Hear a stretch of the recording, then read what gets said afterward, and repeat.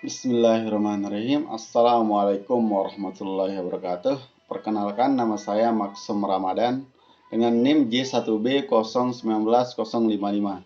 Saya dari kelas Teknik Pertanian, Fakultas Teknologi Pangan dan Agroindustri, Universitas Mataram. Nah, di sini saya akan memberikan dua contoh sistem dalam bidang pertanian, dan saya akan deskripsikan sistem tersebut. Yang pertama ada transplanter atau alat tanam sistem pindah. Alat ini merupakan alat penanam bibit dengan jumlah, kedalaman, jarak, dan kondisi penanaman yang seragam.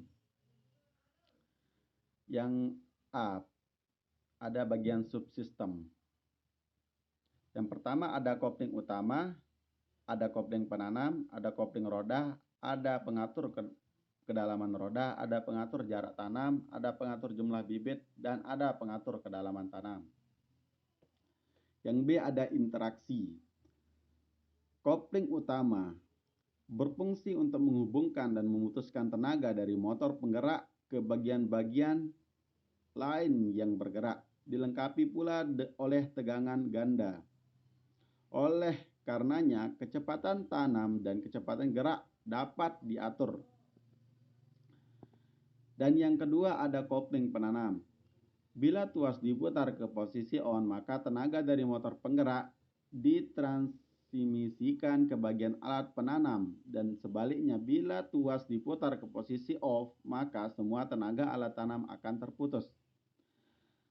Yang ketiga ada kopling roda. Kopling ini berfungsi untuk menyambung dan memutuskan tenaga dari motor penggerak ke roda. Bila kopling diputar ke posisi off, tenaga motor akan terputus dan demikian sebaliknya. Yang keempat ada pengatur kedalaman roda. Bila tuas suspensi diputar ke posisi planting secara otomatis, kedalaman roda akan diatur oleh daya sensor. Yang kelima ada pengatur jarak tanam. Alat pengatur ini terletak di bagian bawah dekat roda sebelah kanan. Bila tombol diputar ke arah kanan, maka jarak tanam menjadi lebih sempit, dan bila diputar ke kiri, maka jarak tanam akan menjadi lebih besar. Yang keenam ada pengatur jumlah bibit. Jumlah bibit yang ditanam dapat diatur dengan menyetel mur pengatur. Alat pengatur ini berada di bawah sebelah kiri. Yang ketujuh ada pengatur kedalaman tanam. Apabila tuas pengatur kedalaman tanam ditarik ke atas, penanaman menjadi dalam dan sebaliknya. Bila ditekan di bawah, maka penanaman menjadi dangkal. Dan C, ada lingkungan. Lingkungannya itu di tempat digunakannya alat ini, yaitu di sawah atau di ladang. Dan D, ada tujuan. Tujuan pertama yaitu menanam bibit dengan jumlah, kedalaman, jarak, dan kondisi penanaman yang seragam. Dan yang kedua, dapat dipergunakan tanpa harus mengubah cara persamaian bibit yang bisa dilakukan secara tradisional sebelumnya. Dan ada mesin perajang tembakau.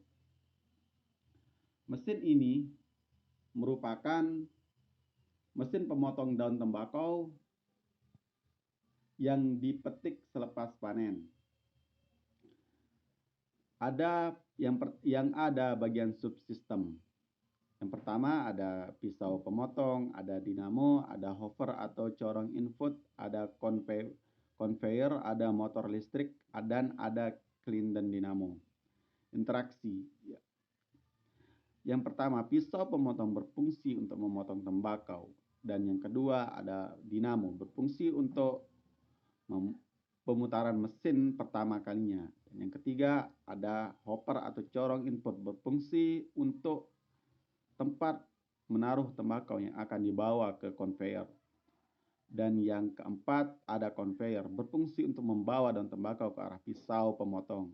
Yang kelima ada motor listrik berfungsi untuk menghidupkan mesin. Dan yang keenam ada kelinden dinamo berfungsi untuk membantu dinamo untuk menggerakkan pisau pemotong yang akan berputar. Dan ada bagian C, yaitu lingkungan. Lingkungannya itu yaitu di gudang tempat merajang tembakau tersebut. Dan yang terakhir ada tujuan. Tujuan diciptakan alat atau mesin ini yaitu untuk merajang daun tembakau yang telah mengalami proses pemeraman untuk bahan baku rokok. Dengan menggunakan mesin ini dapat menghemat waktu dalam proses pengerjaannya untuk merajang daun tembakau yang telah mengalami proses pemeraman untuk bahan baku rokok. Dengan menggunakan mesin ini dapat menghemat waktu dalam proses pengerjaannya. Cuma itu yang dapat saya sampaikan. Kurang lebihnya saya mohon maaf. Wabillahi taufiq wal hidayah. Wassalamualaikum warahmatullahi wabarakatuh.